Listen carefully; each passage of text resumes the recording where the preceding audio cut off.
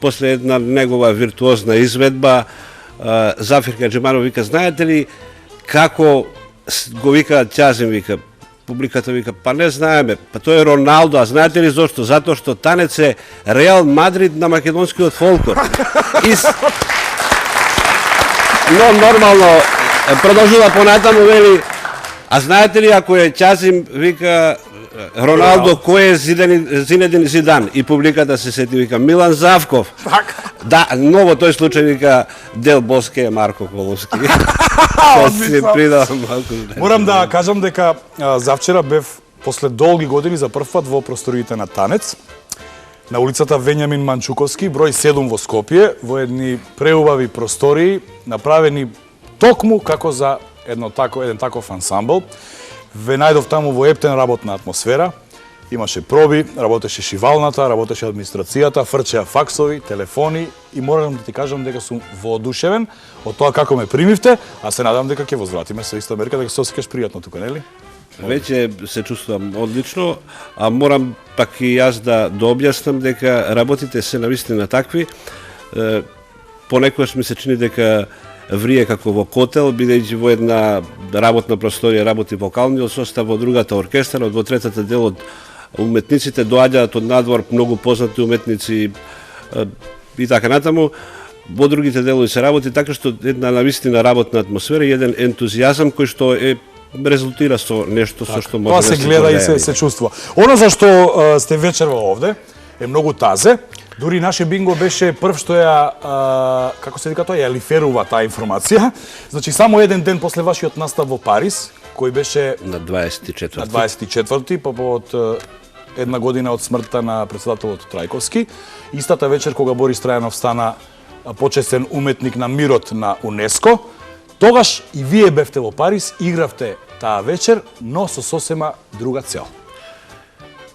Морам да кажам дека работите се вклопија на еден извонреден начин. Значи, оние кои што ја осмислија целата таа работа, очигледно дека тука клучна улога одигра Министерството за култура, ја најдоа вистинската мера во правиот момент, ми се чини. Прво, бидејќи тоа што таму го игравме, стануваше збор за нашата гордост, како што и вечерва зборуваме, за тешкото, исклучително прилегаше за поводот.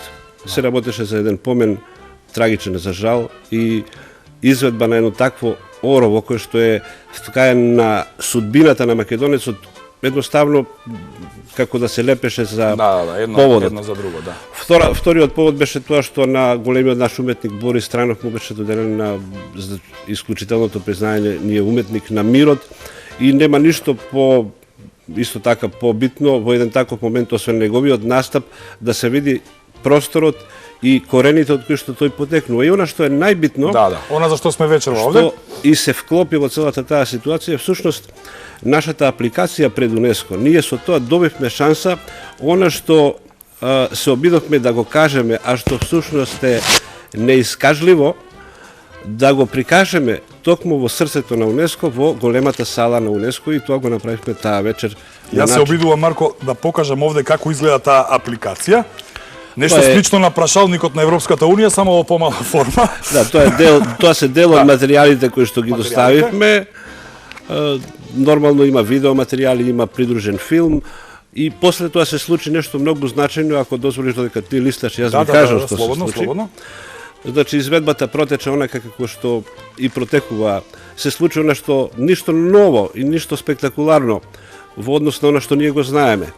После изведбата на тешкото, публиката едноставно не можеше да престане со ракоплескањата, нашите се поклонуваа, па Борис Трајанов мораше да излезе на сцената за да ги извлече надвор, бидејќи требаше да се продолжи со проекција на слайдови во едно филмско представување во помен на председател Трајковски. Да, добро да речеме дека ова беше некаков тест, некаква проверка, некаков испит. Кога ќе ги дознаеме резултатите? Ќе ги знаеме резултатите наесен, но она што е најбитно и што јас сватив дека, тоа сум го сватил одамна, всушност има работи кои што не може да се искажат, туку треба да се прикажат. Ние се обидовме во нашите материјали да кажеме што е тешкото. Според мислењето на многу компетентни луѓе кои што ги прочитаа сите материјали и ги видоа другите материјали кои што ги подготвивме, дека тоа е направено многу солидно.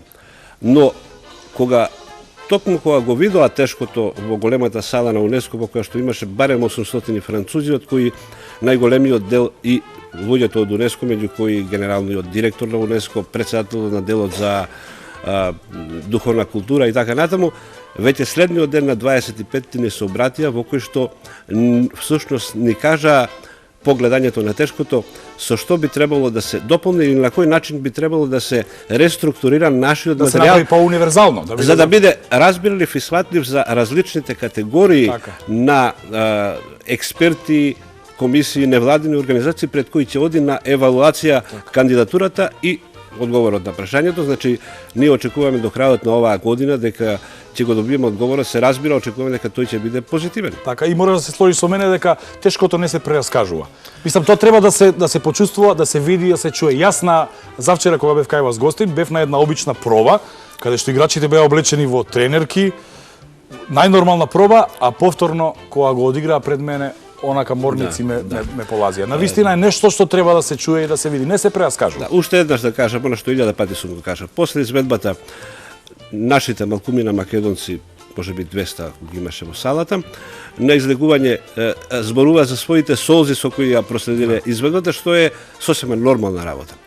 Она што исто така е за мене веќе нормално е тоа во одишувањето со кое што странците го примаат, и често пати јас сум го тоа објаснувал, дека може би се работи заради совршенството со кое што за среќа Танец го изведува тешкото. Совршенството на изведбата, нема. Но се повеќе мислам дека, а може би тоа ќе го употребиме во последните материјали кои што ќе ги доставиме, всушност тешкото одразува една универзална болка, еден универзален стремеж, една универзална надеж, би рекол. Да, што не се однесува само на македонскиот народ. Токму е тоа што може би ги поттикнува и странците да реагираат многу слично онака како што реагираат македонците. Тоа е баш добро, тоа е баш добро. И уште нешто што е за пофалба, нешто што го немаше во изминатите години, а во последните 2,5 од кога е Марко таму, се случија некои работи што навистина се за поздрав. Ова се, драги мои, DVD изданија, она што Танец навистина го немал. Значи, DVD изданија од нивни разни концерти, познати, помалку познати.